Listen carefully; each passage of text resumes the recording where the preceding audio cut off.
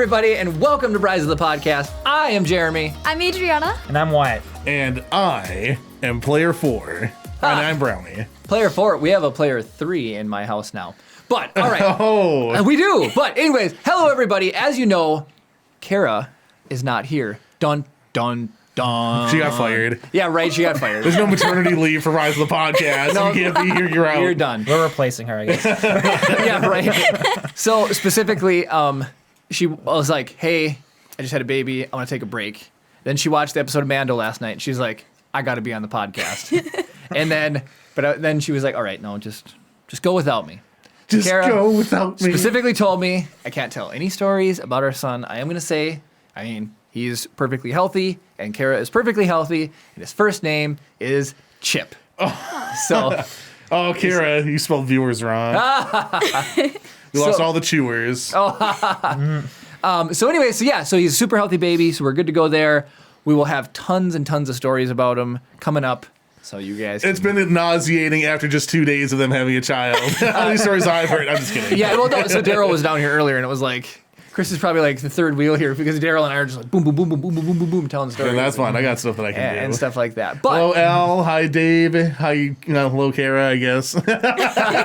Land Operations Forces are here. I do want to say it was really funny that Jonathan, hello. Chris said, Chris, scrap the Kara call in and she'll just take the night off. And he's like, she will have first priority when it comes to reading comments. And I was like, all right, way to go, Chris.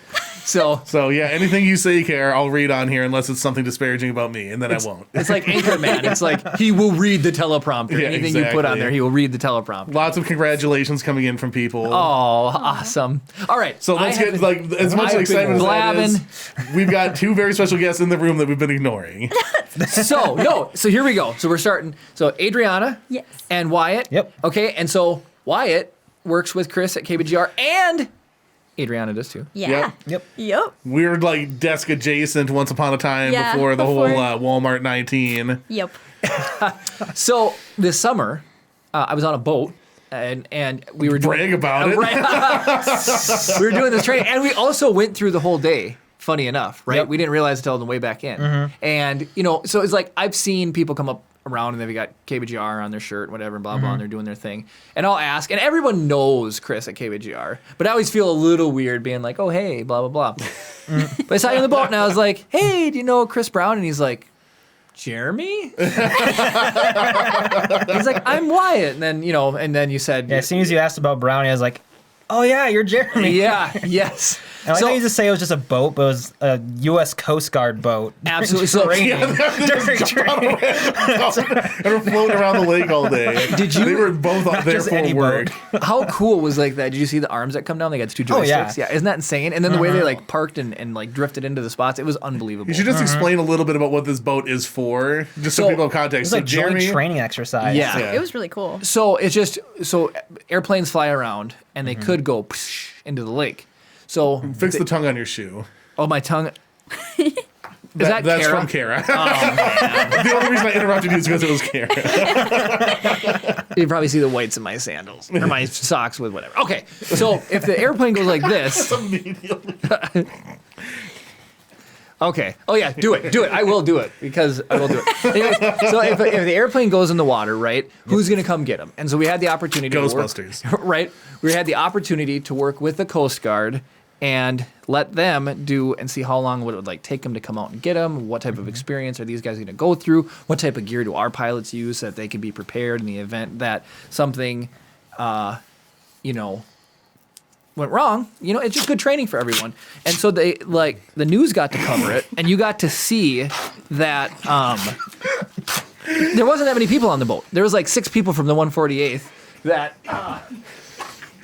There was 6 people from the 148th that were on the boat, and then the 2 cameramen, and that was it. Or we had a cameraman and then you. There was the airbase was had 2. one, and then it was you, right? It was Fox 21 and then Got us it. as well. Because there was 2 boats, right? I think There was so. 2 I boats. thought we were all in one. Were you all in one? There was another boat that because our camera person hopped onto it, but Keep in mind, this was months ago. And It was months ago. I couldn't even this tell you like- what I did for work on Monday, I'll be honest. It was just cold. That's all I remember. so it was a really cool experience to see. Yeah. It was absolutely cool. And then, but yeah, so you were there, and then I was like, I saw the KBGR the whole time, And I love it that like you guys got picked. That's so cool. There's been stories where I'll call Chris and I'll be like, hey, did you know about this? And it's like a good story. And then I was like, oh, Fox 21 came down. He's like, we got scooped. And I was like, I didn't know that a thing, but it sounds really, really cool. That's cool.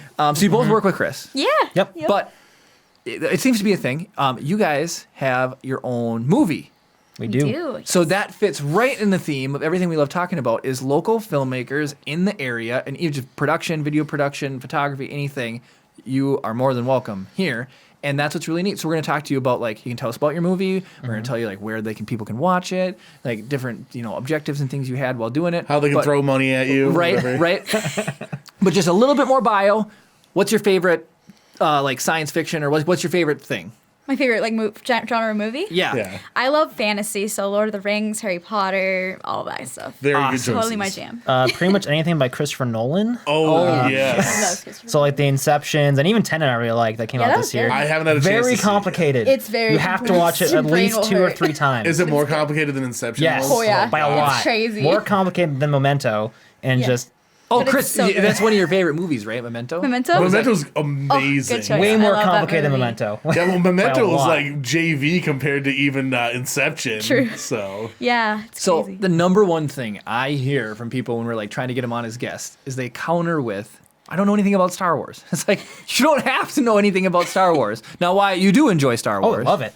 But Adriana, big Lord of the Rings fan, so you're good. You don't have to know much about Star Wars. Okay. So And- like eventually, like we do talk about Star Wars a little bit, just so we can maintain like Oh, the, yeah, you know for how sure. things are like, oh, this is made with fruit juice, but it's like 1% fruit juice. Yep. Yes. It's like we're a Star Wars podcast, but it's like just barely like legally defined as a Star Wars podcast. I Just get enough you. so that Disney won't flag you. Yeah. And now I don't want to lose our Star Wars section because of all of the stuff that's coming out. I just Yeah. can't Yeah. believe it. Right. So it's not going anywhere anytime soon. So we still have some relevance going on in case we come to a week we don't have anything to talk about. But this week we have a bunch of stuff to talk about. So let's start before. What'd you guys do before you made your movie, video production wise? Like, what did you work on, or what did you do? So we went to St. Scholastica together. That's actually where we met. So we were in a film production class. We made a few shorts throughout that time. So you made a one called Infinite. Do you want to talk about that one?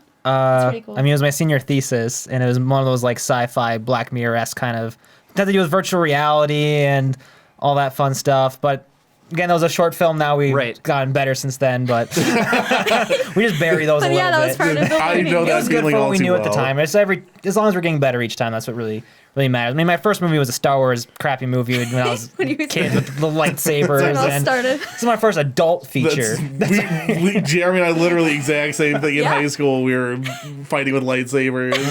So funny. All right, quick synopsis. It's just like, what if politicians fought with lightsabers? Like that was like Oh my a breakdown goodness. of it. Like, Yeah, so like if That you sounds more That sounds entertaining. entertaining. Than what I did. well, so if you imagine like if we took like the dialogue from one of the Senate scenes and then set it to a lightsaber. Oh my oh my goodness. gosh. super simple. We were in the school auditorium. We were out by the shop, gym, the yeah. shop, yeah, everywhere. We shot at night so the lightsabers looked better because Yeah. of course we didn't Oh, know nice. After Effects at that Oh my time. gosh. so- Right. Always Yeah. use the toy lightsabers. And then the other funny thing talking about, I was gonna ask you, I was like, where can we see any of those? But I have seen so much of Chris's work that just doesn't exist on anywhere, but it was available at the time he was working on it, and that's that. Right. Yeah. So It's part of our the short learning. films, at least our senior theses, are on Vimeo. Yo. I think that's the Awesome. only place they live.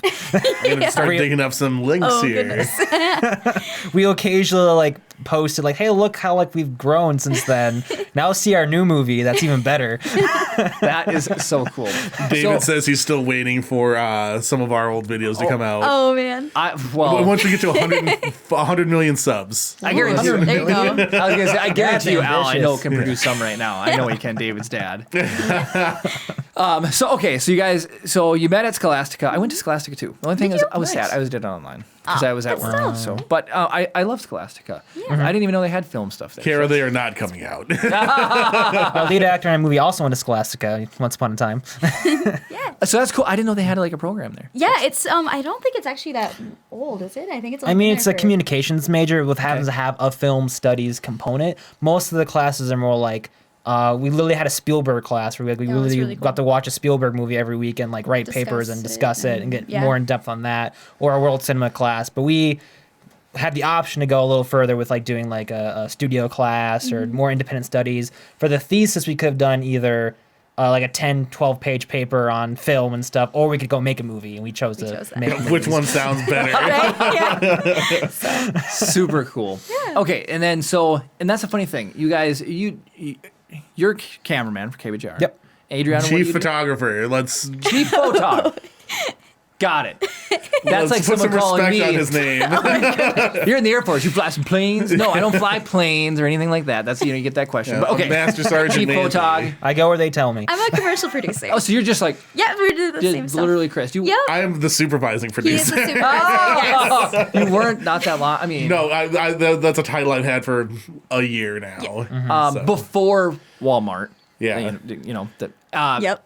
Did you guys just work in the same office too? Yep. Same yeah, office it's like one and sort of big bullpen type of It's office. really so great. Yeah. her desk was like across from mine. So you Like knew the- you remember Nick?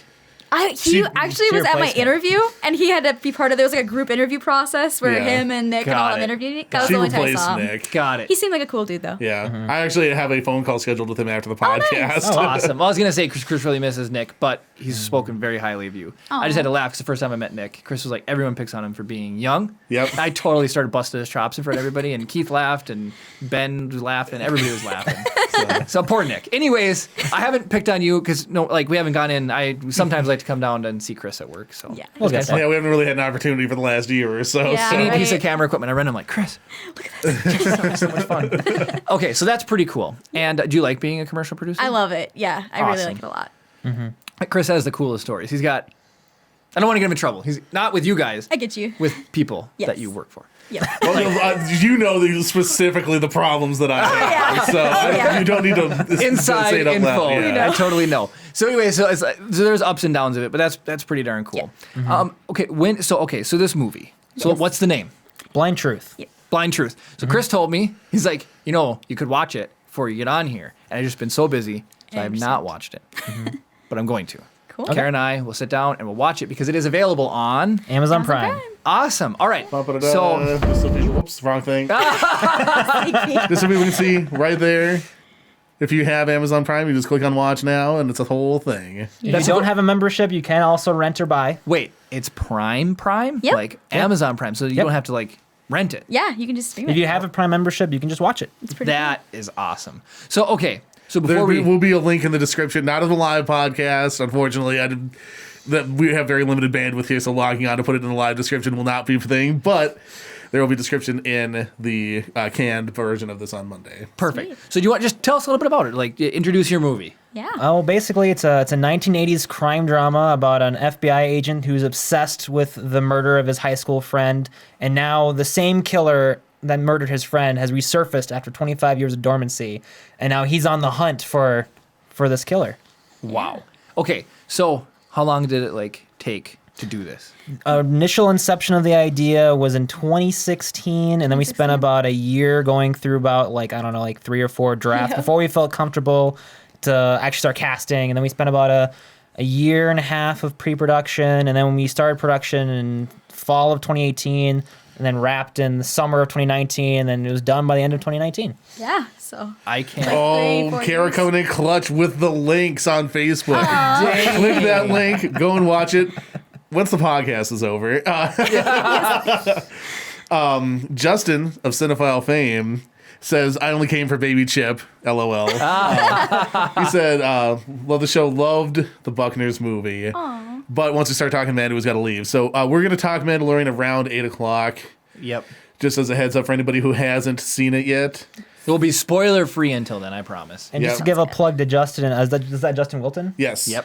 He has seen the movie. He got a preview clip, and he's actually making a review for it that I think he said was going to come out today. Heck yeah. So Kara, go find some more Really links. cool dude. You gotta check out his channel too. See, I The podcast works great like this. Kara's digging up links. yes. I'm not talking over her. Yeah, exactly. I can't because I always do that. So that's what's fun about the area in this area. It's like there is a community that's here. Yeah, And in the for process sure. of doing this podcast, I've got to know that community, and It's so cool. it's awesome because you don't normally exist. And it's like even like Duluth News Tribune did an article and they covered Justin, which was really really cool. And news environment's shifting a little bit, and they're getting caught up on things that are relevant to people nowadays, which is really, really cool. And this independent film production is live and well. So, like, we have been doing this for a year and a half. 86 episodes. 86 episodes. You guys are on episode 86. Yep, saw that. I still can't imagine trying to cast someone. Yeah. Like casting. I mean, Part of it was people that we knew. Like Yep. we've been involved in theater in the area. She's been in theater. I've been in theater. So we kind of had an idea as we were writing it, people we want to like reach out to. So we reached out to those people, and we also did an open casting call, and then we did auditions, and awesome. That was a fun process. It was a really fun process, yeah. It was hard to pick who was going to play what part. We had many dinners where we were saying, like, what are we going to do? There's so much talent. I don't know who to pick for what. So it was a lot of fun. Was there anybody that you really wanted that unfortunately became unavailable? Like sort of like a Tom Selleck to Harrison Ford and Indiana Jones type of thing? Or? I want at the time, yes. I want to preface that by saying we're extremely happy with how it turned out. I don't want to recast anybody. No, I want to say like your cast is great. Oh, thank you. I love all the people you have where they are. Yeah, I mean, we would like to have included our professor Rob Larson because he's at Scholastica. He's an amazing actor. He just didn't have the time. Oh, you mean as a bigger role? Yeah, because he is in it. Oh yeah, he is in it. That's right. That's right. My mistake. We wanted him to play a much bigger character initially, but the character he played was pretty fun. He did a great job. Yeah. So that's super cool. Okay, so you casting, you got it cast. Yep. Now, like for Keith, because that's his movie. Where'd you guys film? In Duluth. Yeah, it was all pretty much entirely in Duluth. Yep. So it's all in Duluth. In the Proctor Police Department. Really? So I was gonna ask, is there any scenes? You know, is this? I wish I would have watched it. I'm very sorry. No, that's okay. This was like it was really cool to see something that you recognize in a movie. So it's like, is there outdoor stuff too? There is, yeah. There's some scenes that take place in a cemetery. There's some scenes that take place outside of a building in Duluth, but we used it as a FBI bureau basically and stuff. So we kind of, utilize different places. You're not going to see any like of the beauty shots of like, like the lift bridge or Anchor Tower. We purposely kind of try to like, obviously we shot in Duluth, but we try to frame it as if it could have been anywhere really. Absolutely. Anywhere that has snow. There's definitely a lot of snow. This is just we're the tangent shows. This is just like a tangent.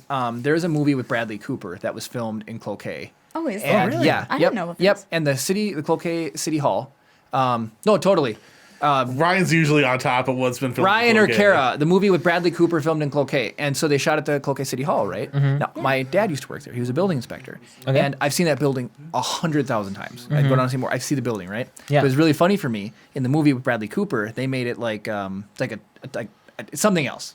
Completely different. So they pull up and there's even like the fake CGI named over the title card for where it would normally say Cloquet City Hall. It's really? Replaced with what it would be. And it's like it's just so funny to see that. So it's when that happens in movies, it cracks me up. That's so cool. It's super funny. Oh man. It's like Better Than America or something like that. That sounds like it. Older than America. Older than America. I had never heard of Bradley that. Cooper. How old is that movie? It's probably 2012. Oh wow. there you go. That recent? I was gonna guess cool. 10 years ago, but That's 9 years ago. 9 years ago. Basically. Super cool. Yeah. So anyways, that just reminded me of that. Yeah. So that's super cool. So it's neat that you guys can incorporate just like production here. Oh yeah, Kara, Older Than America. There you go. There you go.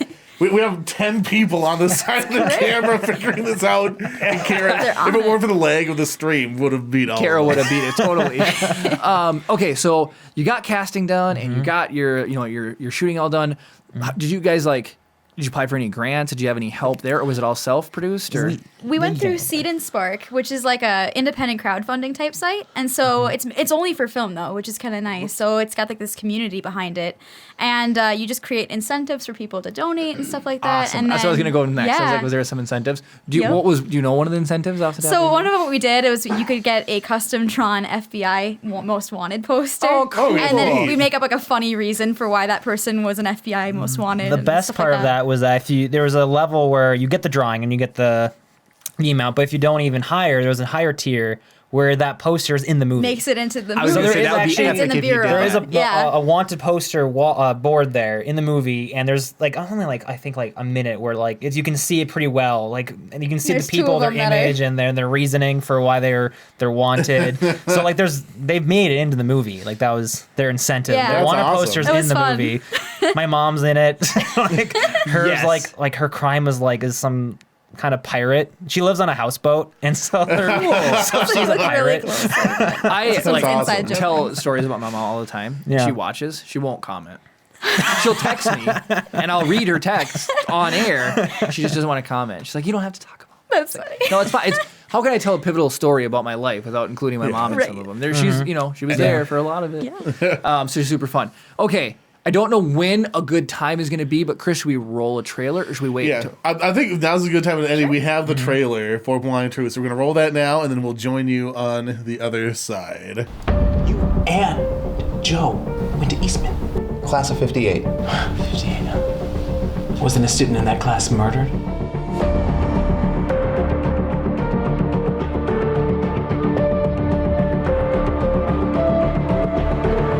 Leonard Killian, age 44, strangled to death. The anaconda killer, strangled to death, pin stabbed in the chest. Come on. You think it's the same guy, don't you? I think the guy that murdered Tommy is killing again. And you're on the case? After all these years, we finally got a chance at catching this guy. Yeah. But if we don't catch him, Yeah. Doubt our ability to do this. those are different. How? Now, Brian, we're operating with the personal vendetta, and you know that that's dangerous. If Conroy were to ever find out, he would take us off this He case. doesn't need to know. Will Matthews is transferring here from the New York Bureau. He's going to be part of your team. What exactly is your interest in this case? No, I could ask you the same thing. Your logic has gone out the window because you're so hell-bent on finding this guy. Listen, I can catch the killer, and I will catch the killer. I just need... Not while you're functioning with no control over yourself. Come on, Brian, that's enough! He killed 7 people, Joe, 7! Operating on your own personal vendetta. That's not the way a leader acts. Hell, that's not the way an agent acts. I need to solve this case and get justice for Tommy. Tommy's dead, Brian! Nothing you or I will do is gonna change that.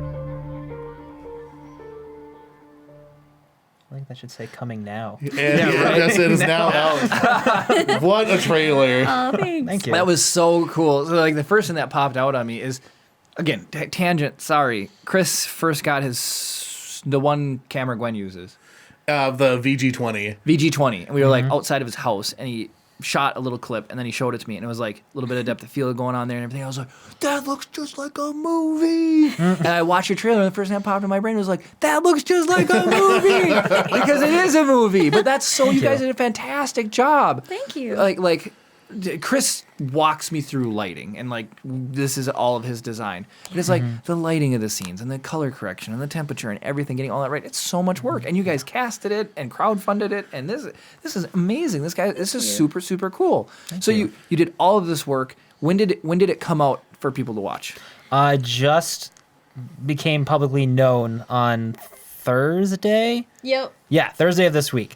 Dang. 2020 was a year of because of Walmart. Right. Walmart 19. Yes. That we just kind of every screening that we had planned for the year, like we were going to be in Duluth Spirit Film Festival. There were other film festivals we were hoping for, and then they all got canceled or postponed, or a couple to understandably awkward switch to the virtual format because just trying to pivot with the pandemic. So we didn't get to do that in person screening experience that we'd hoped for. We did a cast and crew screening a year ago. That was super fun. We were really excited to do that with a live audience that they knew nothing about the movie. Right. And so we were kind of holding out, but then eventually just became time like, no, what, we're not going to wait any longer. We're going to release it and put it out there for people, especially for people who supported us for so long. They've been waiting, and now it's like, okay, here you go for Christmas. A lot of comments coming in, added to watch list, can't wait to see it. Aww. Tons of people are like super excited. Kara clutch with a link again. Aw, that's a lot. So I'm going to probably watch it again in the next couple of days here. I'm excited to watch it again. Oh, thank you. Oh, you did watch it? Yeah. Oh, sweet. Oh yeah, Chris totally told me. He's like, you need to watch it. Oh, well, thank you. Yeah, he was. So, guys, that is so cool to have it. Like, I just had a baby. This movie was like your guys' baby. Like, that is like a project you put a lot of like blood, sweat, and tears into and everything. What was it like trying to get it on Amazon Prime? Was it? Easy and difficult. It just kind of felt like an application process basically, and submit all your stuff. It's difficult in that you have to get everything exactly right, or you'll get flagged for an error, and the errors aren't always specific for what the issue is. More so, like sometimes like, oh, your graphic is incorrect. You gotta make sure you have your title on the graphic. Like, oh, okay, I'll fix that. And then captions was the biggest thing. I've been working on this for like a solid 2 months now because my captions kept being flagged and I could not figure out for the life of me why. Because it didn't say what was wrong. It just said like, oh, it's either out of sync or there's like typos or something. I'm like, I don't see any typos. Like it's all perfectly timed. Can you imagine? This is an hour and 45-minute long movie. Yeah. How many words are in those captions? A lot. Doing the captions, I felt like I was I felt like I was rewriting our script basically. And Megan, hello, welcome to the. Welcome to the podcast. I don't know if she's watched before. This is the first time she's commented. That's awesome. Another member of Creative Services. But those captions, like I was like pulling my hair out, like what is wrong with this? I almost quit and gave up. I'm like, no, we're not doing Prime anymore. And then I figured out that it was just like the program I was using to do the captions was 2 seconds shorter than the file that I submitted to Amazon Prime. So everything was off by 2 seconds in the Prime version versus what I was working with. And then it was just a simple like shave off the 2 seconds, then it worked. So it could have been a lot simpler if I had known that was what was wrong. Right. But they never told me that was what was wrong. Right. Well, like Chris has talked about even like commercial production, 15 seconds or whatever. It's like he'll have it down to the frame because it has to be just right to go on air or whatever. Yeah. And so it's like it could. I guess it was glad where you could just shave it and then that like the boom and then that was done. But you imagine like.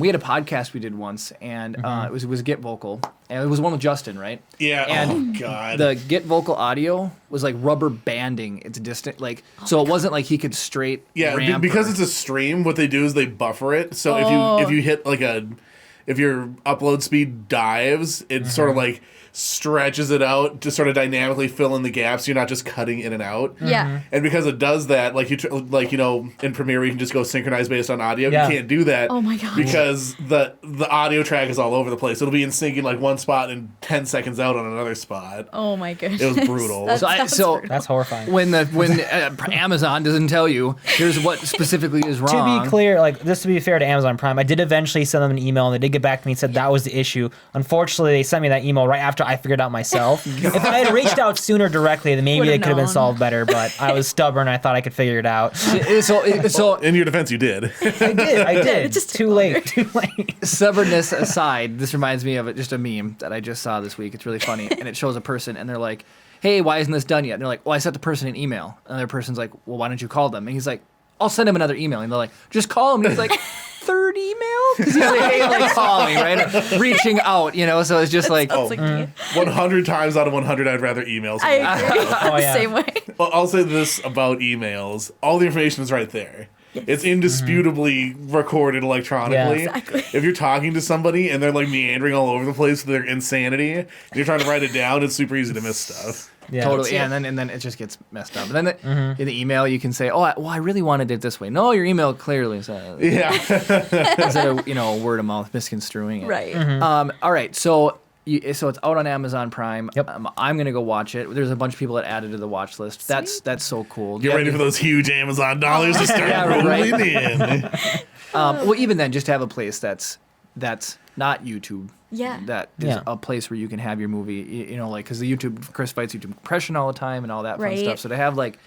It makes it a movie. That's so cool. I'm really sad you guys didn't get to have it premiere locally. Yeah, but that's okay. Maybe one down the road when things get more back to a new normal, we'll be able to try doing just a special screening or something. But we're just excited for people to finally be able to watch it. And I think I like Prime versus YouTube in that, like, I feel like YouTube there's just so much extra content that you could type Blind Truth. I feel like it would take forever down the list before you find it. Versus Prime, it's literally the first thing that pops up, which is speaking really to cool. the choir over here. Yeah, really cool. That's the first thing that pops up on Prime. We had bad name SEO for Rise of the Podcast. We're 20th on the list. Oh, man. Because they're all generic words. Podcast is generic to every podcast ever. Rise of the, okay. Yep. There's just so much content on YouTube. It is unbelievable. There's so much content. Yeah, Twitch. Because like when we go live, we can go to. This is on Twitch right now. This is on YouTube, and then it's on Facebook Live, and so it's like, and that is like we did the podcast on Facebook Live, and I think that's where Gabe came in. He saw us on Facebook. So I think we were only on Facebook for the first one. Megan says, "So proud of you guys! Can't wait to see what you do next." Aw, thanks, Megan. So that's what. Is there anything? Oh, Kara also says my parents want to watch it. Oh, fun. Brad says he found us on YouTube, but he's on Twitch now. So. Yeah, that's so funny. So, do you have any final just things you want to share about making the movie Blinding Lights? Because then I want to Blind Truth. Blind Truth. It's all good. I talked about. Jeremy's brain just doesn't work. Chip, his lack of sleep. Chip crying. Yeah. And I keep saying he's meowing. And Chip was meowing earlier. I was like, no, he's not meowing. He's crying. He's sleep deprived. Although it's that Neanderthal. I know. It's like the fuses or the wires are like 80% covered. It's and they're just crossing a little bit. Oh my God. So is there anything you want to like funny stories or just any closeout you want to do there before we? I mean, I just want to thank every single person in the community that helped us, and a special extra thanks to all of our amazing, talented actors. Like, they're so talented and very professional. And it's also fun to be around, too. Yeah, like, they were like riffing with. at all times, but also were ready at a moment's notice to start working. And an extra special shout out to our main actor, Luke Moravec. He's amazingly talented. He's in 98% of the movie. So every single we took up his weekends for quite a long time. Absolutely. And he would trudge through the snow at night in the trailers, he's at this house. It was so wicked cold. That was during the polar vortex that we shot that. It was last January. 20 degrees outside. We had a little space heater and it kept blowing the fuse, and we had one little room squared off, and we ordered pizzas, and we were all just huddling. We're 50 degrees, yay! It was I don't think anyone complained, but Luke was there. Luke was there since 7 a.m. with us, and he never complained once. And they were just troopers. So it was a great cast and crew to work with, and we're just and we're really excited to work with them again on future projects. Yeah. So that sounds awesome. That you guys definitely work with Chris, because he was diabolically laughing one day because we shot a short called Honey Crackers, where what if you had honey and crackers combined, and it makes a graham cracker, right? And it was an infomercial style joke. And so he has me tell me, he's like, okay, next scene here, you're gonna take honey, you're gonna just pour all over your face. Oh my God. And I was like, wait, what? And he opens the cat, because he went shopping, and he sets the bag down on the counter, and there's 6 barrel honeys in there, 6 bags of golden grams or whatever they were. Yeah. And he's like, so there's backup honey for if I need to do it over again. And it's I hate being sticky, and it's honey in your eyes. So, but it was I was committed, and so then I get done, and he because it's infomercial, right? Everything's frustrating. So it's oh, you want a little bit of honey, you just squirt a little bit in your mouth. So it was I go to do it, and I just take the honey, and I just all over. And he's as exaggerated as you can be. So I'm doing it. I get done, and I'm looking at him, and then the big X, because it's infomercial X pops up. Yeah. But we got done. Carrie, you can post that link if you want. That was on YouTube. So. And so Chris looked at me, and he's like, I love this stuff. And I was like, what? And he's like, when else can you tell someone to pour honey all over their face and actually do it? So it's you guys with his name, Lucas? Luke Moravec. Luke is when can you tell him? Walk through the snow in a polar vortex. Yeah, exactly. It's so fun. The amount of power that people just automatically give you once you say we're making a movie. Yeah. You have to be responsible with it too, because you can't abuse it too much, otherwise they're not going to work with you. But people are a lot more especially I haven't had the means to do a production that's big enough for me to be able to pay people an amount of money, but I'm paying you, but not that much, maybe. And now just go do this insane whatever for 16 hours. Go. Yeah, and again, we're super low budget, so they basically did all this for free food is basically what their payment was.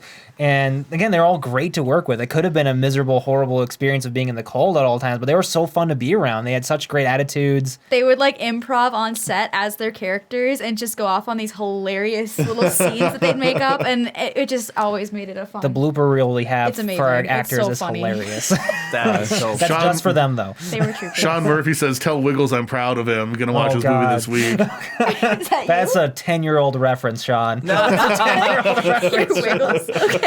At least 10 years. Oh my gosh. When it was for I've helped Chris on a couple shoots, and so what's really funny is this is why I love Chris. We did one shoot with him, and it was like a choose your own adventure style YouTube video. Cool. Him and his Oh, friend that's cool. Mike wrote. And I get there, and there's like 3 actors or 2 actors on set, but Chris had a table out, a bowl with like 7 waters in it and ice. He had like a cracker spread and meats, and he had all this food out because he couldn't pay us. But he's like, here you go. Or was that your school project with the murder and the knife one? I can't remember. I did it for both. You did it for both. So it's like, we'll get there, and he's like, he can't pay you, but he put so much effort into making this spread, and it was so cool. Aww. And then just like Craft services will cover a lot of crimes. There you go. And then when Matt was on the podcast, Chris bought like $100 worth of candy and itemized them out into cups, 3 cups for each person. Oh my and for Kara, goodness. Matt, and I. Wow. And it was like, it's so funny what you get away with. When We tried the 20 or the 10 best and 10 worst Worst. Halloween candies of all time. Oh, And yeah. then we I did heard like a about that. fantasy football, like you pick the candy That's that you so like cool. try to pick the best candy for the most points. Yeah. That's awesome. I got obliterated. Hearing you guys and smile and you are so passionate about it, it's been very fun to listen to you talk about like making thank this you. movie and everything. I am so excited to go watch it. So it is on Amazon Prime. You got to see the trailer, and Chris, you showed the link on there too. Yeah, I'm going to show I'm not going to play the trailer again by mistake. This is what it looks like. Blind Truth, right there. 2020, baby.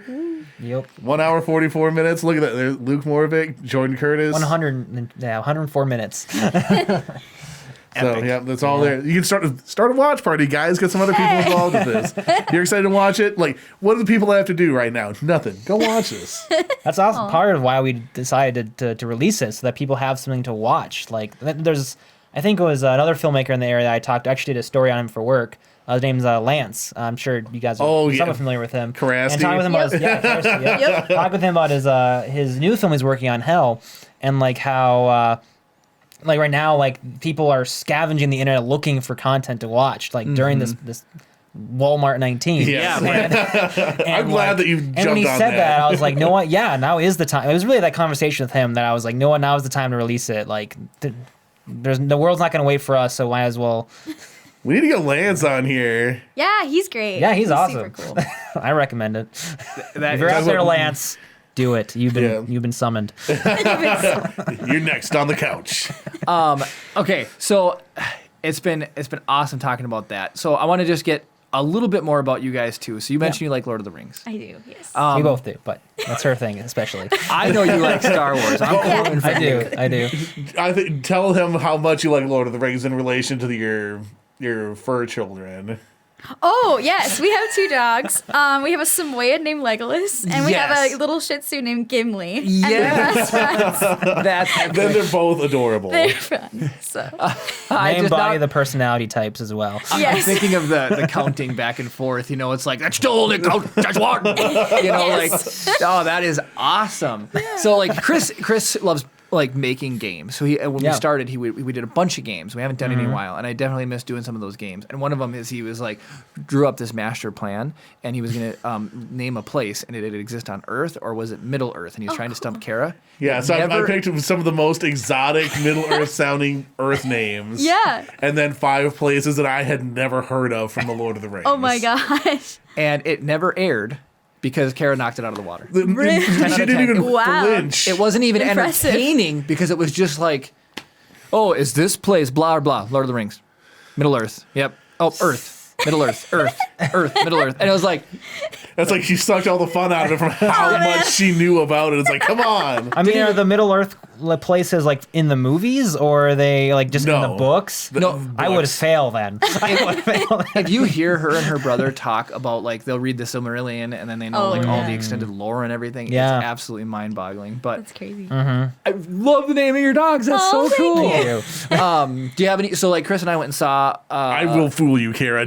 Trust me. I'm coming up with even more crazy places. We're doing it Accepted. Like, when was the first time you saw Lord of the Rings? I think I was 10 when my parents first showed it to us. It was so fun. Did you go see it in theaters? No, we marathoned it on New Year's Eve, I think. It was like every New Year's Eve we'd watch a series, and that when I was like 10, it was Lord of the Rings. Dang, well, that's a series to get you through a whole day for sure. Yeah, right? When did you... Extended editions.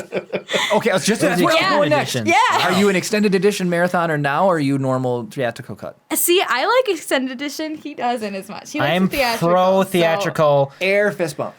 So Kara and I will watch Star Wars once a year, and we'll watch Lord of the Rings. And I begged her to please let us watch the theatrical edition, and she looked at me with all seriousness, and she's like, I will only watch the extended. My friends are like that. It makes me so sad. And what does the runtime jump up to? Like 4 hours and some It's minutes? insane. Per movie?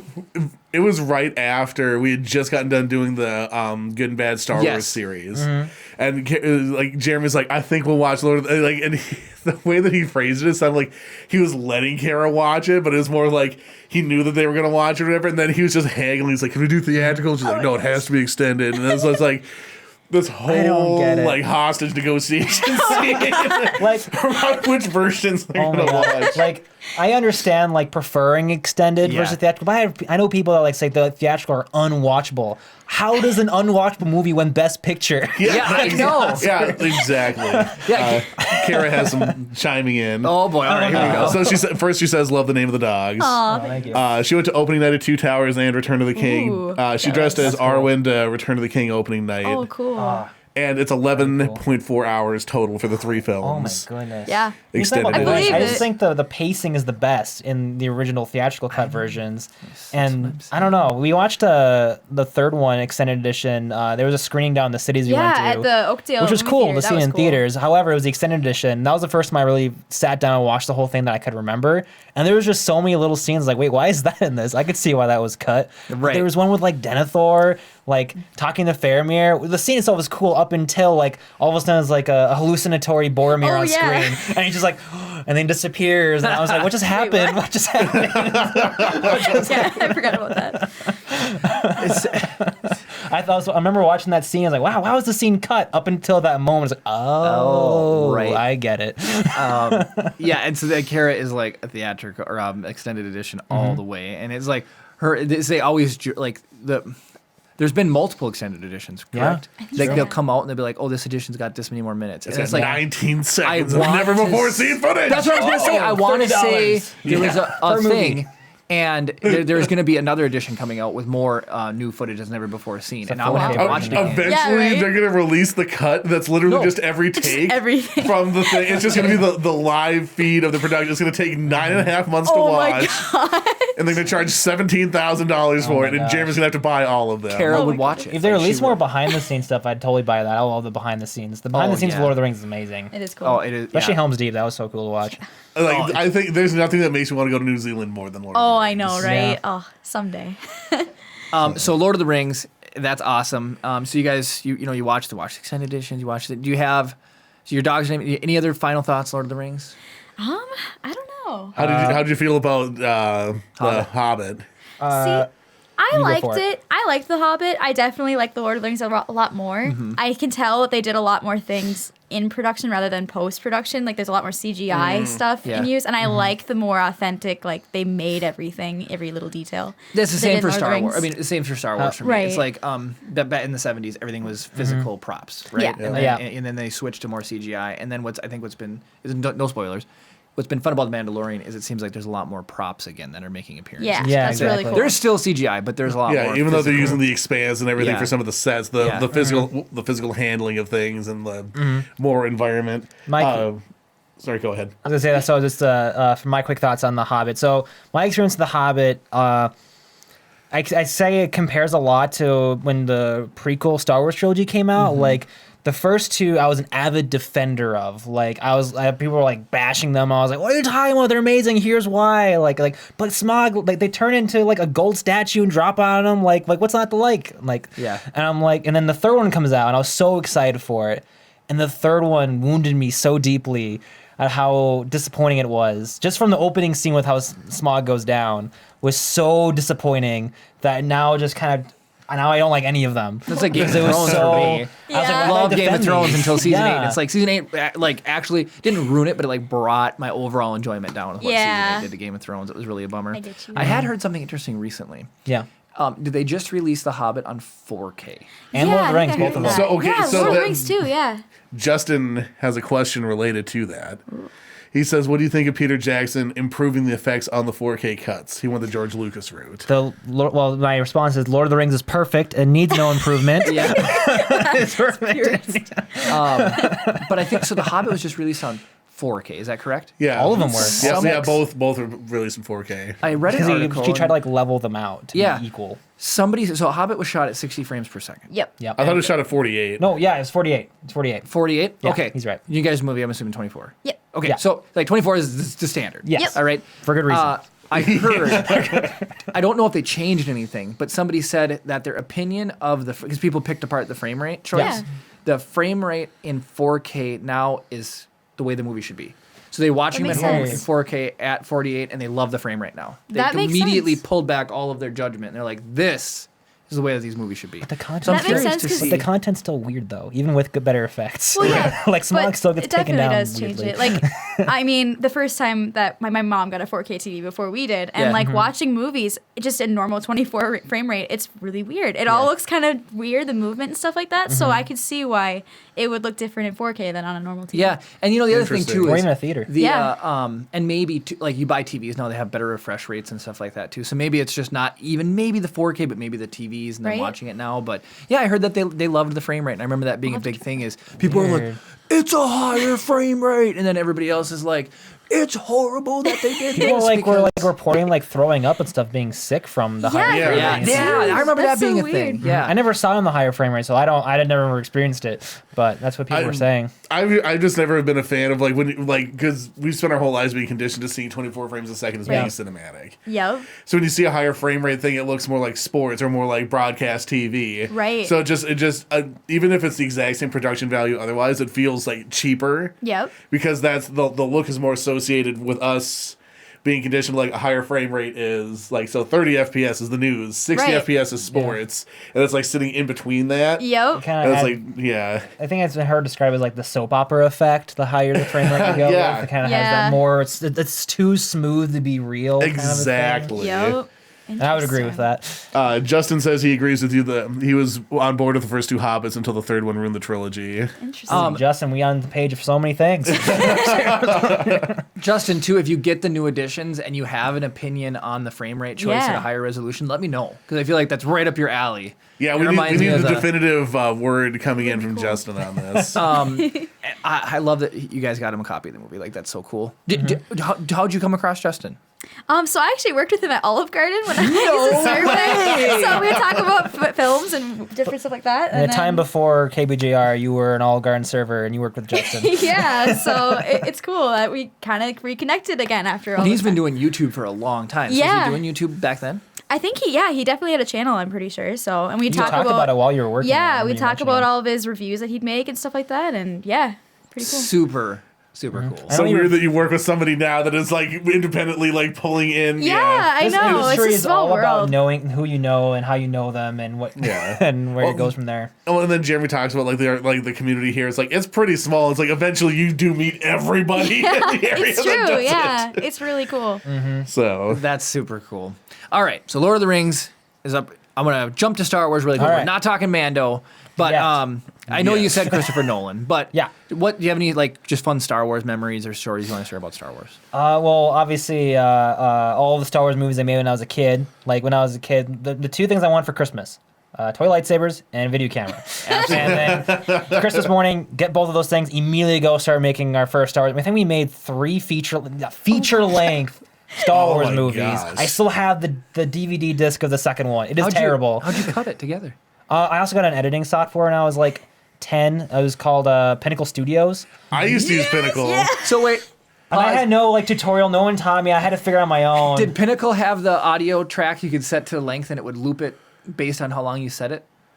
For like the stock music thing, I Yes. think so. A version of it did. Well, this is gonna date myself. So I went in middle school. They had a video production class, and you did the school news. Okay. Yeah. So there was like less than 10 people in it, like 7 or 8 people, and everyone applied for it. I got one of the slots, but we used to record. It was a VHS camcorder with yellow, white, and red in.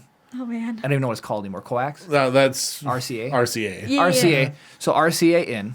So what we would do is we would take. Justin's on the Pinnacle nostalgia train too. I didn't really know much. I was 10. Yeah. And I figured out how to use this program. I was like 14 or 15. Yeah. Like in linear, they're intuitive enough. I just love that. Like I'm hearing 10-year-old and Pinnacle in the same sentence. It's awesome. It's like who gets video software at that age? It's My parents so cool. bought me it, and I can't remember why they even bought me it. It's because, oh, you like making movies? Like, here you go. No one, they know how to use it. So I didn't know how That's to so use cool. it. It was quite the process. I think one of my childhood pets passed away, and I used Windows Movie Maker to cut it together. Oh you know? yeah, that's what I use. Yeah, it's like Yeah. the title cards are. Oh I my know. goodness. Oh, is unbelievable. I Like, specifically remember in high school editing most of a project in Premiere. This is Premiere 1.4. Oh wow. This is back when Macromedia owned Flash Yes, and Fireworks. So if you wanted to do any like effects things, you had to go into like completely different environment. Oh my goodness. But so I edited most of the thing in there. I had done a little bit of stuff in Flash. And then I did the titles in Movie Maker, and I'd used some sound looping stuff from Pinnacle, and then brought it all together. Wow. So this is like Crazy. Frankenstein's monster, and like I'm sure it's terrible, but It was just a camcorder. That was it. There was no sound or anything. It's just. So here's what was fun now, and it's like what blows my mind about like editing software versus how I did it in the middle school for the news. So here's what was crazy: we had to have a camcorder with RCA in. We had a computer that had RCA out. Yep. And we would use PowerPoint, and we'd pull up a slide, and then it would RCA into the VHS camcorder, and you'd hit record for a couple of seconds, and then stop. And so you had your master was basically inside the camcorder. Then if we went out and shot an interview with a different camcorder, we would shoot that, and then we would get it to the point where we wanted it, right? So we would put that camcorder down, and we'd RCA that camcorder into the other one. We'd hit play and record. And then that would be that section, and then we'd hit stop and stop. Oh, wow. And then it was like literal tape to tape editing. world before Literal nonlinear. tape to tape, and then Wow. and then it would all be recorded on a tape, and then they had the one in the office that the tape would go in, and then they hit play, and then it would play across all the school TVs. But it was literal, like that's what it was. I just can't believe that was a thing. Like that is, and they're teaching you this. Like this has educational value, which it does. It puts into perspective a way to do things and kind of think outside the box. But I mean, that was like right before digital editing was like really a thing. Like it existed, but like it wasn't like really massive yet. So like that was basically your best bet. That was like right before mini DV tape became a thing. Yep. And once that became a thing, digital NLEs really took off. I remember, dude. I remember using like money we earned in high school, Chris, to go to Walmart and buy mini DVs so we could make stuff. Yep. Wow. Like that was the thing. We had to go buy them in Firewire. We had to find Firewire, and then it was like the IDE 1994, 1334 or something. We line that into the computer, and then we would only. Oh, be able and to you'd edit have at to play school. on the camera, just like you just like in the tape. You'd have to play on the camera, and then capture in Premiere. Oh my And then it would goodness. capture everything as one long clip. So you had all of your, and then you have to go in and manually cut your scenes out or your shots out. And then I remember that they had an update where it had like scene detect, which never worked, but it was like, oh, this is gonna solve all of our problems. Dun, dun, dun. And it never did, but it was like Oh man.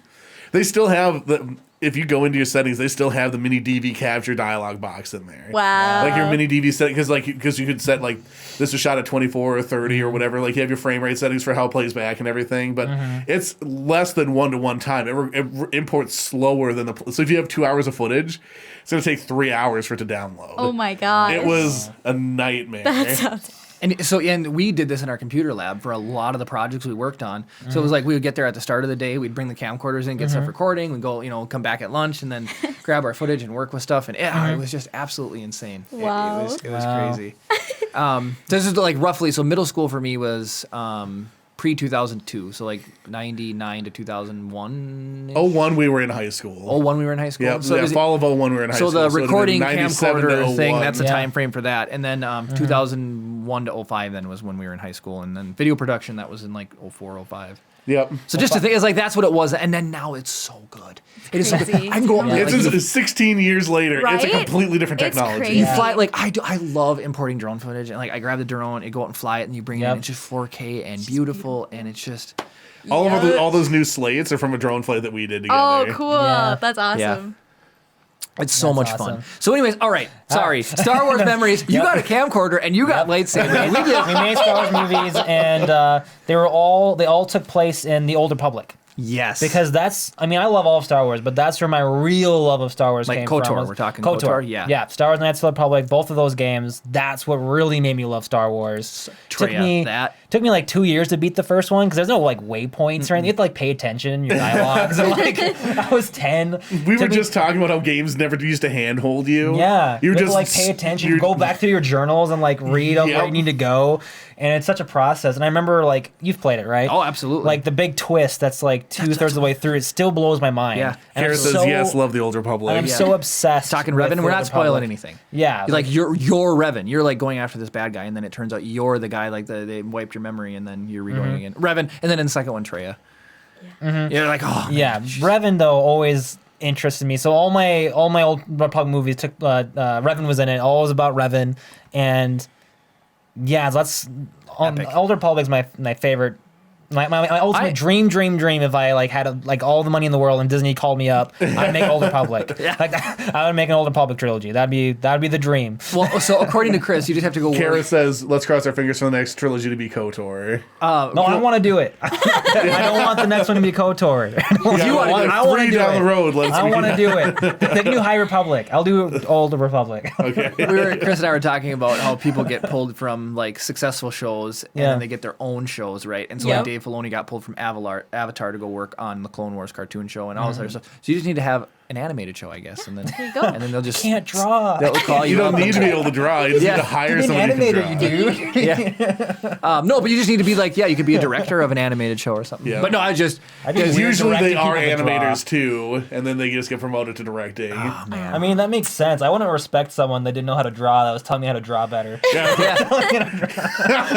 That's what management is. It's somebody who doesn't know as much as you telling you how to do it better. That's like literally management. That is the definition of management. It is. It's like not always, but the bad management, KOTOR remaster for Xbox One X or Xbox, whatever the new thing is. I would love That's been talked about for like 10 years now.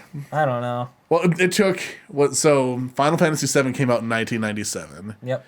It took 12. Hold on, math. Well, there was 2019. Hold on, 19, 24. It took 24 years to get a remake of Final Fantasy VII, and that's something like when the PS2 came out, they were asking for remasters. Wow. There was one that was done by like an independent studio, and it got. Stopped. I remember that. Yeah. They were like doing a bunch of work on it. It was like almost done. It was really far.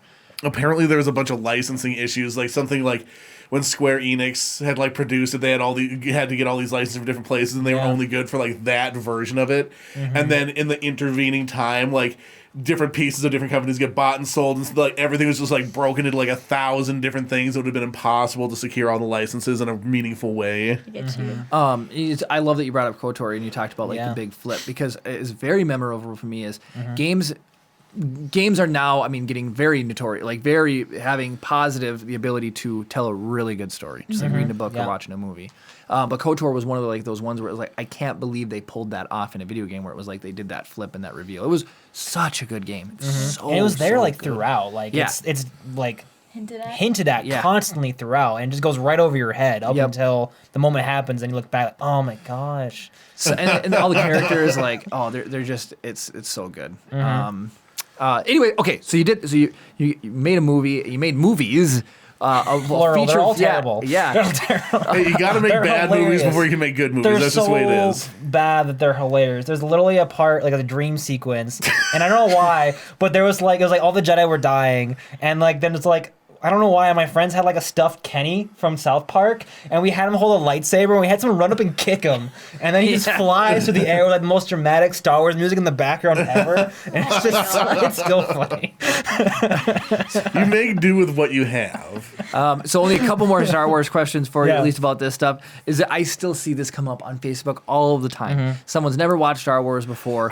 What order do you have them watch it in? Release. Yep. Order release. See, that's always my answer. Yep. Release order. All the way. Kara says check the tape on your shoe. It's starting to come free. Yeah.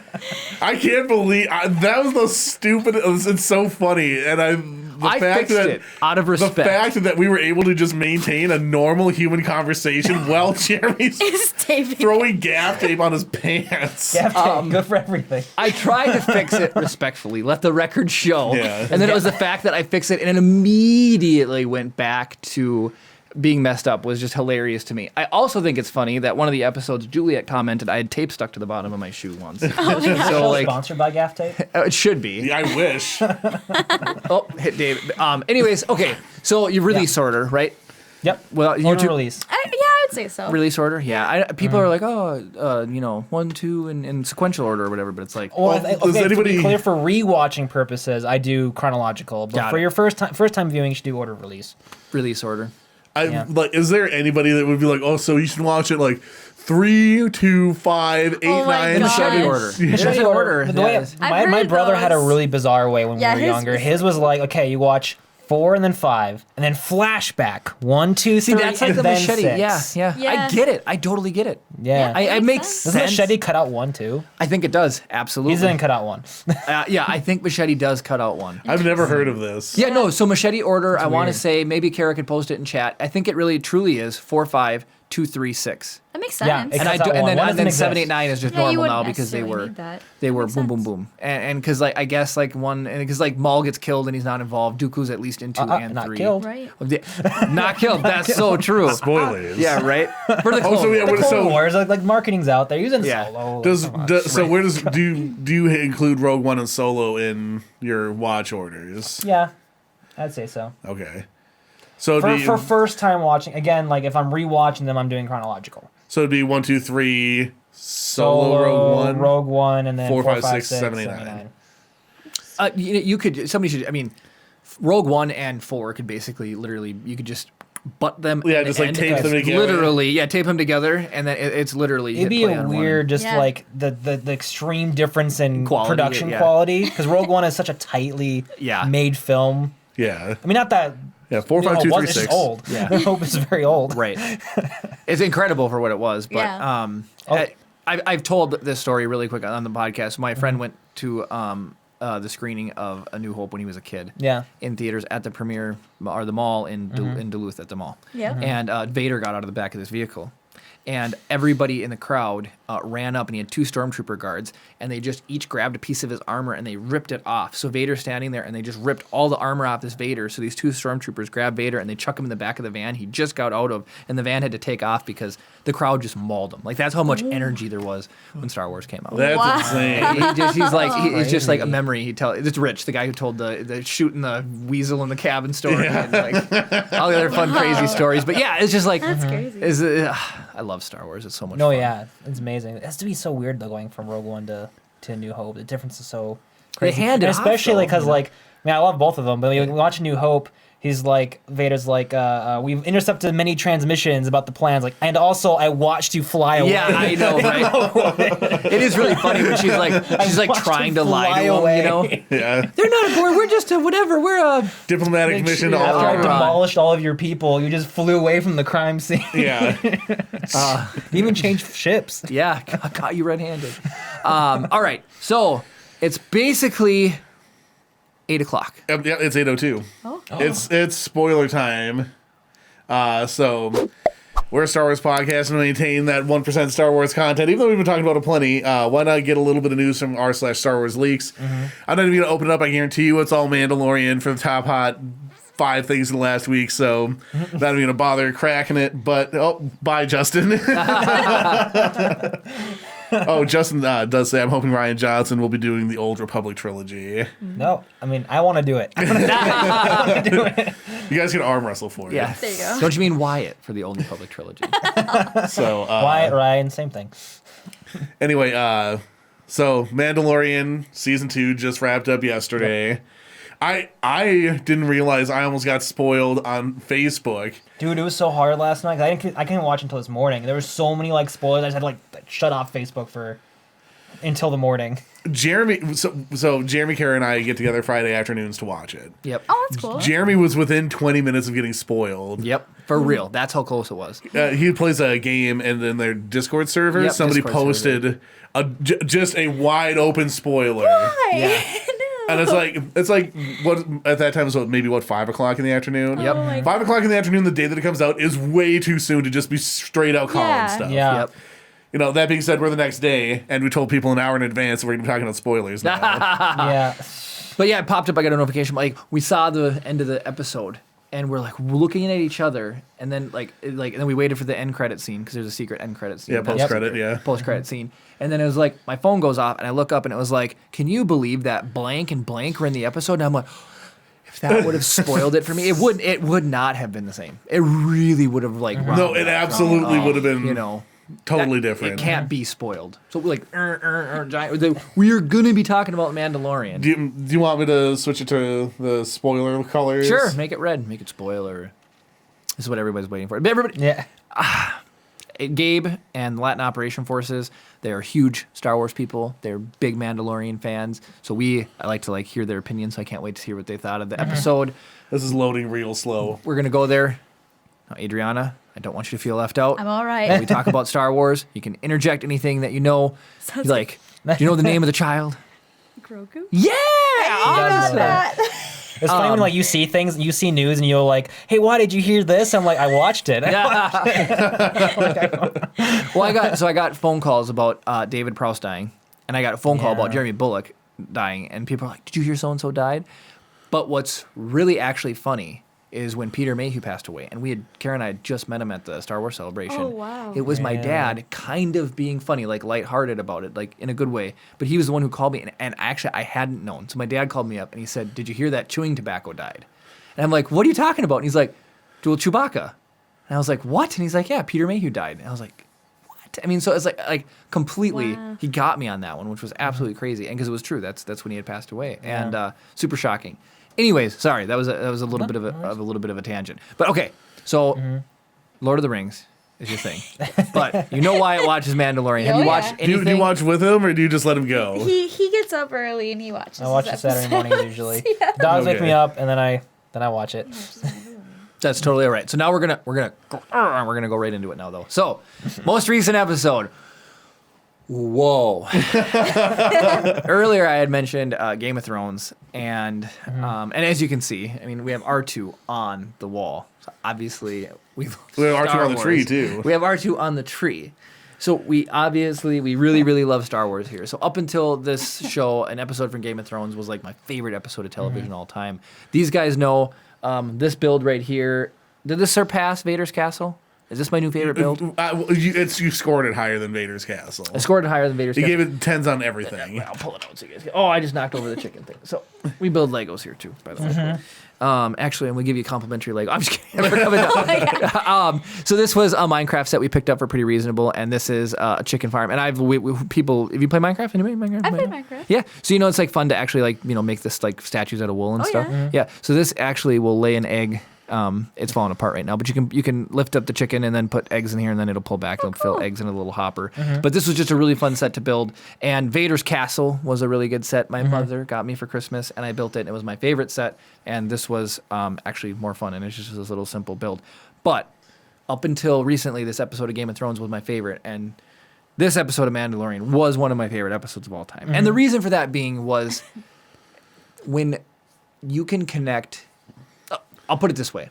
you can watch episode of Mandalorian. You could sit down and watch it with not knowing anything else. Be like, that's a pretty cool episode. But when you add in like all the references that are made and the things they bring together, people call it fan service. That's okay because it was awesome to me. So when you can both do fan service and tell a good story, that's just winning for everybody. Yep. And we knew that he was probably going to come too after like Grogu reached out on Typhon for a Jedi. I mean, we all were speculating who it could be, but ultimately, come on, who's not? Why would Luke not go? Yeah, who makes the most sense? Like, truly canonically, who makes the most sense? Was Luke. So, did you see on Reddit, like within? I jumped on Reddit right when I got home.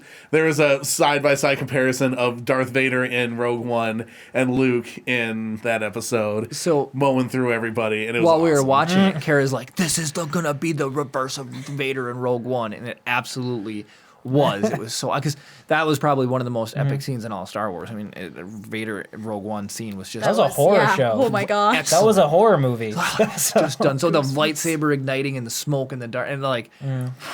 Man, and he's like taking people and bouncing them off the ceiling and throwing them down. And it is unreal. I don't know how he didn't get the plans. So my favorite thing. Come on. He's smashing people against the ceiling. Just grab the one guy with the plans and then deflect the blast. How do you know he was the one guy with the plans though? He's going. I got the plan. He's like trying to step out through the door. It's not like he's like.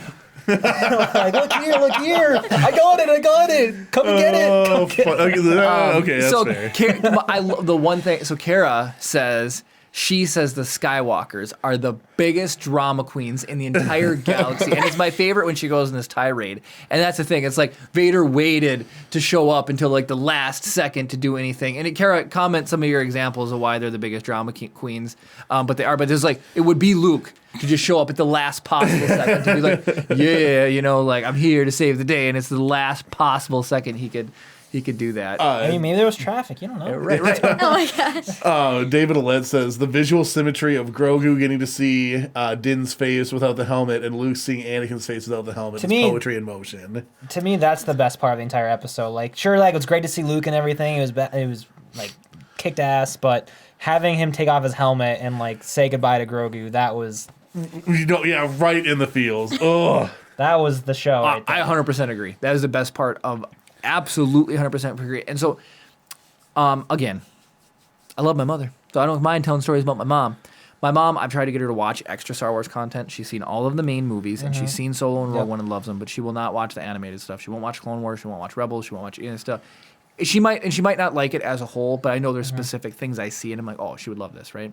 And with Mando, totally hooked. She loves Mando because it's live action, right? Yeah. And so she is a big fan of anything emotion invoking, right? And the hand on the face has always been a thing, right? So it's like when I watched that whole scene, no, it's a thing. Are you laughing at that or a comment? So between Kara and Brad, so Kara just like listed the stuff like their outfits, their entrances, their emotions, then which made me thinking like it's not true, it's impossible. Oh my god! Yeah. But then in that whole scene, they're both Skywalkers being drama queens. Yes, we will rule the galaxy together. Oh my god! Son. Yes. And then Brad is like, I want to go to Tashi Station and pick up some power converters. I saw another one of Luke, and then it's like, just stay around for one more season. And it was like Mandalorian season 3 coming out next year. And it's like, that's a whole year from now. It's like Luke doing that, you know? Oh my gosh. Super epic. But anyways, so it's like that scene. So here's what I remember. Well, I'll never forget it. He pulls the helmet, like he's sitting there and Grogu is like looking at him. And he's like, I'm sitting there going, take off the helmet. Take off the helmet. Is he gonna do it? He's gonna take off the helmet because it's they've established it's such a big deal. I didn't think they would. I didn't even cross my mind until you started doing it. Oh my gosh. Yeah, I didn't think about it at all. I thought that was there's other people around. Yeah. Like it's not just like it's just him and Grogu. There's a whole room full of people. I was like, screw it, I'm doing it. So it's like you could watch it now it all makes sense. Chris, we've talked about this. It's like when teachers in school have you read a book and they're like, what was the author really getting at? It's like there's deeper meaning. You could totally watch that and it's like he pulled off the helmet, but let's just take a look at it and we'll just dive in a little bit deeper, right? That's a huge people's morality drives they have codes that they live by, and that drives their focus. That's exactly what Bill Burr was talking about in the previous episode. Yes. He's like, everybody has a line that won't be crossed until they have to cross it. Yep. But this is in the positive way, though. Right. As opposed to like the being forced to make bad choices or whatever. But this is the thing where it's like, the line is there or whatever, like this is his religion, this is whatever, right? But the bond between them is stronger than the way that he was raised. And to even just take it, even if it was just him and Grogu, that's less of a crossing the line. But everybody in that room now saw him. Cara Dune, Bo-Katan, everybody. He did it in front of everybody. CGI Luke. CGI Luke, yes, exactly. They didn't do a single cutaway shot with any of the other characters in the room. Yeah. But I thought that was surprising. Yeah. And so, but then like Grogu reaches up and seeing his face, and it's like, this is a Mandalorian episode that's making me tear up with that. It was absolutely Well, it's because incredible. it's the first and only like positive father-son relationship dynamic in all of Star Wars. Yeah, in the entire universe, this is the only one. The only one. Kara said when Grogu reached out for his face, she knew he was going to remove his helmet. And then Dave says, I think it would have been even better if they hadn't already taken off the helmet once. I get that. Yeah. Especially since it was like the previous episode to do like the facial scan thing. But that was his first time doing it like in front of Grogu though. Fully. Yeah. Before he was just going like, and that was it. Yeah. You gotta get that bone broth. Makes you strong. And well, so Grogu Jedi mind tricked him to take it. Oh my God. and so then so like I had all these things, and it's like all I could think of is like, you know, you see something good and you want to share it with people, like your guys' movie, for example. When I'm done watching it, this is so good, you got to watch it. But you want to share it with people, so it was like, oh, I want to watch this with my mom. Yeah. Kara's parents came to see Chip, the baby, and Hey, no stories. yeah, right. And I was like, you guys want to watch Mando? Newborns just sit there. They're either fussy or they just sit there. So. Kind of like me. Yeah, right. And so I was like, oh, hey, you guys are holding him. He's quiet. Let's watch Mando. I want to see what you guys think. And so, yes, that was such a cool scene to see. And it's super impactful. And for him to do that in front of everybody. And he's even there's a little bit, he doesn't want to go with you. He's looking for your permission. Like, it's just this. They were able to build an emotional relationship and connection between these two characters throughout the show. I love the jokes. How hard did you laugh at the "don't play with your food" when the thing's like trying to eat him? You know, and he's like, well, the jokes are all come naturally out of the moment. They're not like forcing something in there. Yeah, you know, it's just like like they're eating or whatever, and it's like weird alien food, and it's like what's even weirder than weird alien food having it attack you?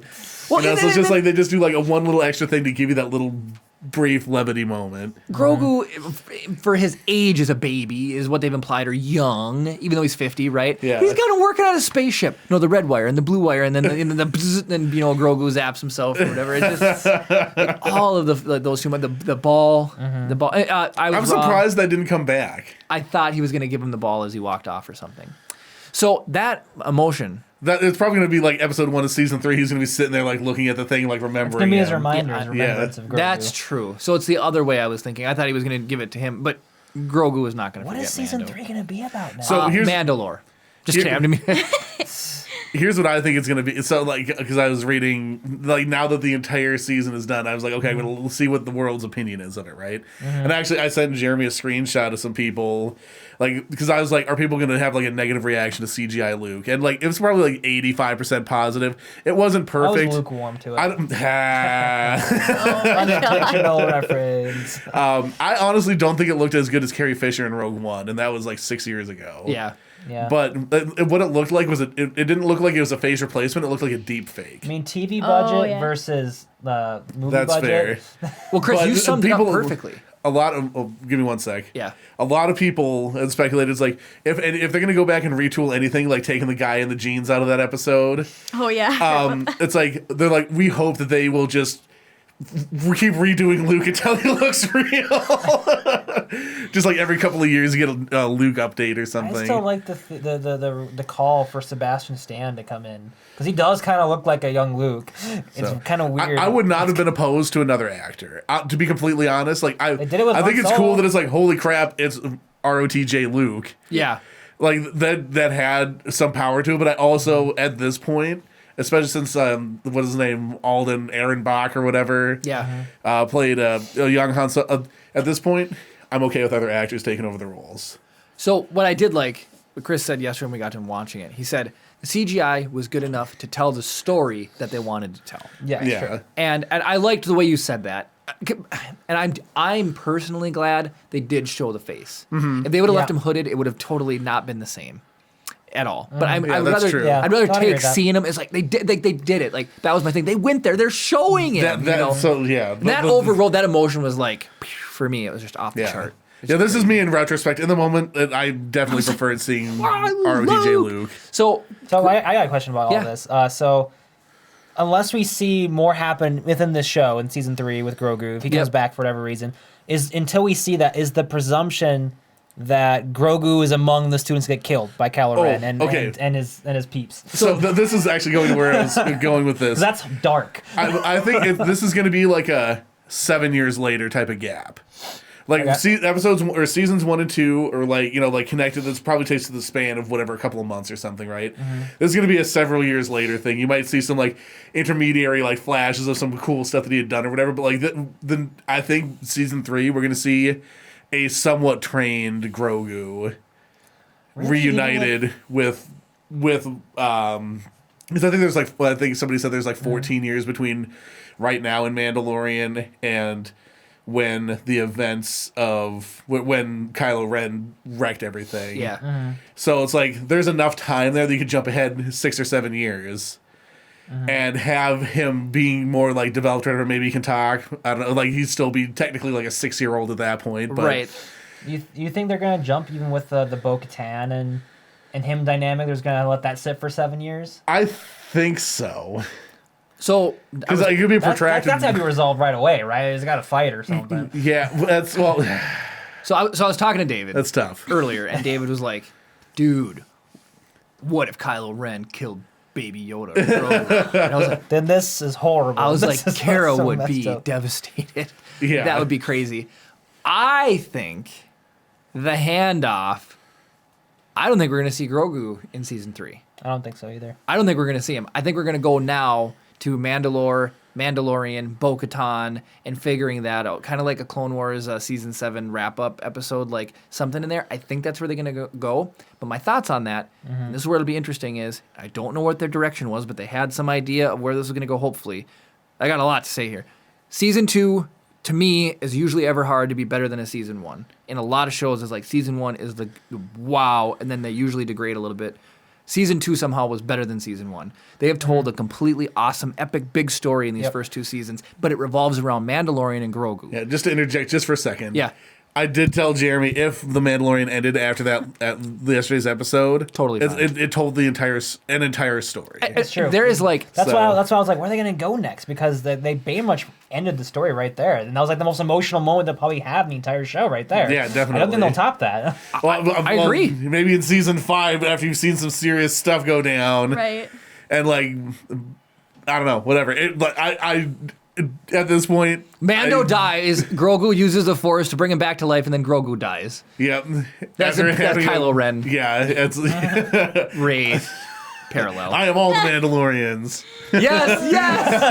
I am all the Mandalorians, and you are all the. I'm all the Grogus. Non-Mandalorians. So season 2 was absolutely incredible, and the problem they have told this complete story, and part of me is like. The show is called The Mandalorian. Yep. He seems to be the focus, but the child is introduced in episode 1, and then it is about those two. So I don't know how they're going to remove it, but I feel like they handed Grogu off temporarily.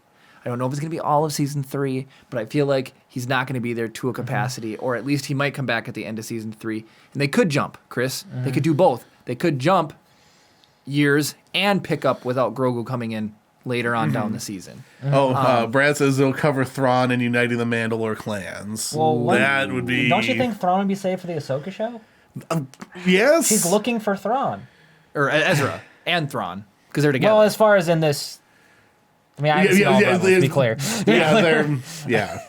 Spoiler alert. Yeah, if you haven't seen Resistance, Rebels. It's Rebels. Yeah, Rebels. Yeah, Rebels. But I want to see where they're going to go.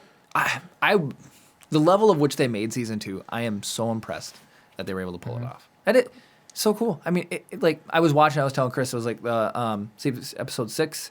He's sitting on the thing, and the butterflies and the blue, and then the Dark Troopers show up, and they steal Baby Yoda, and then he talks about Bill Burr's character. And I was like, I don't want to waste an episode watching. And then I was like, I don't want to see him like bust Bill out of jail and like go through this whole thing. And how they handled that, I loved. And Chris called it too. Episode. He's like, we're just gonna start, and they'll be like, come on, you're coming with us. And then it was like they did the thing, and so the episode was great. Yeah, great.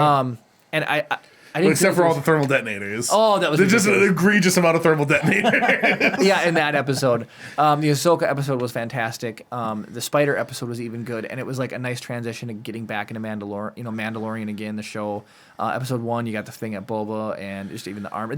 They did such a good job telling the story of this season. In regards to Thrawn, Brad says he thinks it's going to intertwine, like the Boba Fett series is going to intertwine. So it's like, it might be something where like the story, like in each individual show, you'll get enough for what you need for that show. But if you watch all of them, you'll get like a deeper picture type of thing. I just hope it's not too many crossovers. Yeah, we had this discussion about the DC. Like how like I used to watch television. Arrow and Flash. Like, oh my gosh, like Arrow's great. And then like they added the Flash. Okay, this is also great. And then they added Legend of Tomorrow. Like, okay, it's getting a little much. And they added Supergirl and they added, and it was like, I stopped watching all of them because it was just too much. Granted, it was much lengthier show. It was like 20 episodes seasons, per versus like it's like 8, so it's more man. It was just, I don't want to be too, like, you have to watch all of them so you can get these crossover events and The Avengers are almost that way for me. The first one was the movies are fantastic, but it's like you go watch an Iron Man movie and Iron Man can carry the whole movie. And Captain, any of these movies can carry themselves wholly. Right. But you get in Avengers, you have Thor, who's hilarious. You have Robert Downey Jr. You have Captain America. You have all these.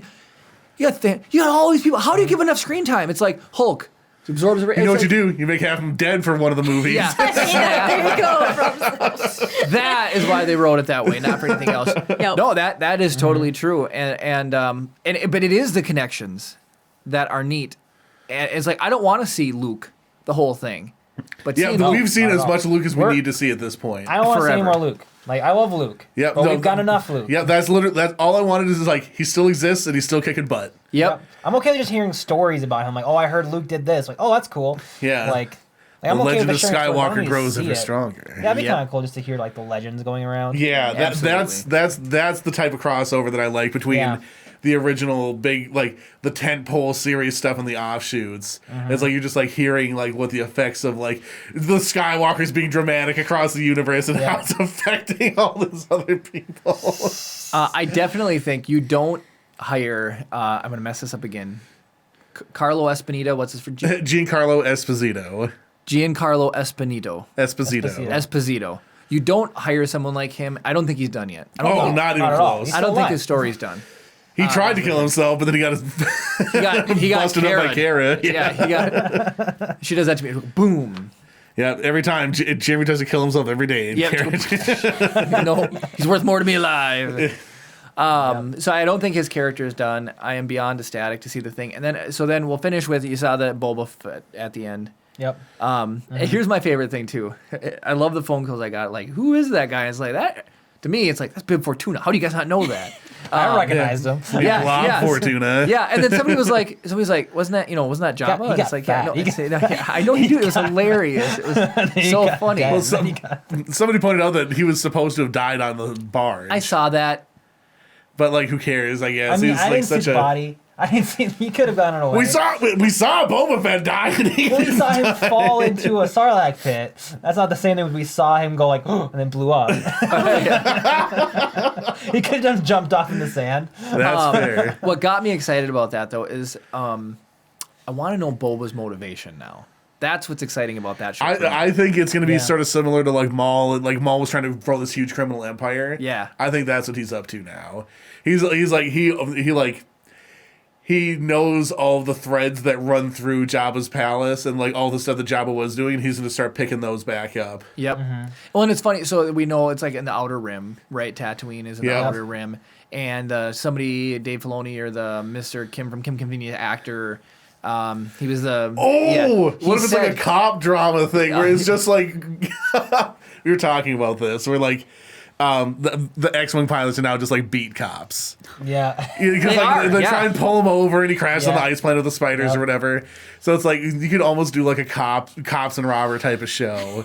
Well, and they say like the New Republic, like nobody's welcome to rule the Outer Rim. Basically, leave us alone. We're out here. And it was like the thermal detonator scene with the Bill Burr episode. Those people don't want to live with let them leave them alone. It's basically what the story is. It's just somebody else ruling over their land. So it's like, is Boba Fett just going to be like running Tatooine? And I love Tatooine is like just this most important story in Star Wars. It's like where Rey chose to start anew. It's where Luke grew up and he hated it. It was like pick the planet furthest from it, and it's here or whatever. Yeah, blah, there's blah, a blah. bright center of the universe here on the planet that's the furthest from. That happens to be where his dad was born as well. Yeah, exactly. And Anakin can't stand it there, and then.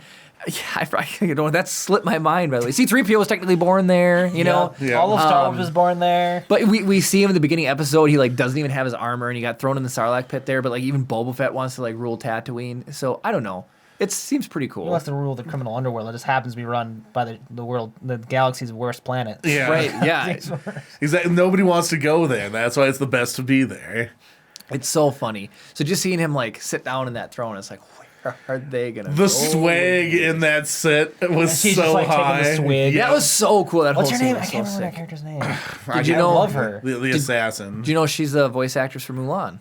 Is she? That's Mulan. Wow. From the original animated So Mulan. she just continues to be a badass. Yep.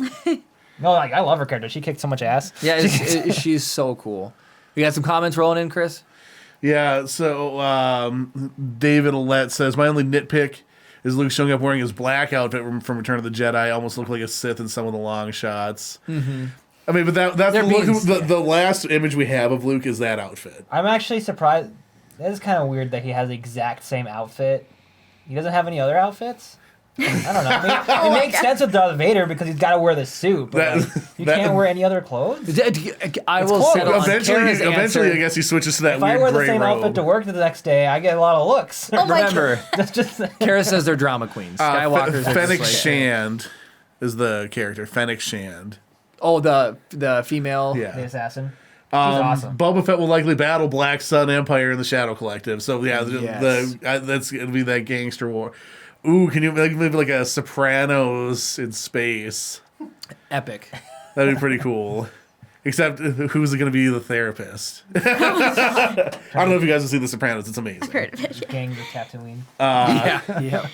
Is there anything else? Oh, Kara said, I think that was the point. Everyone didn't want to open the door because they were afraid, but Mando saw Grogu's reaction, Luke walking down the hallway killing Dark Troopers. My favorite one was the crushing the one like a beer can. That was just Yeah, unbelievably that was epic. Because you see like, all the blaster bolts bouncing off and everything. And it's Chris, we've talked about this, I think, before, but it's we got to see Yoda actually like do some stuff in episode 2 and in 3 when he fights Palpatine and he does this thing, and it's like fun to see these people that were notorious for being awesome Jedis or whatever, right? Like we see Luke do stuff in the original trilogy, and we know he's strong. And there's a billion EU things out there that are now not technically canon anymore. That was about how awesome Luke was. This is like canon kick butt Luke now. Yep. That just like prove that he was really, really good. Well, outside of the fact that he force projected himself halfway across the universe. Yeah, oh, that was epic. Yeah. So yeah, Luke had some swag. All right. Style. Well, one more time, we're gonna say go watch Blind Truth on Amazon. I'm gonna pull up the thing one more time. Right. Go watch this movie, everybody. Please do, and please watch all the way to the end. You need to watch the end. It's very important. It's a twist. It's very important. Thank you so much for having us on Yeah, here, thank guys. you. It's It's been a been really fun. lot of fun. Thank you for coming on. The intent is to have more guests on this podcast.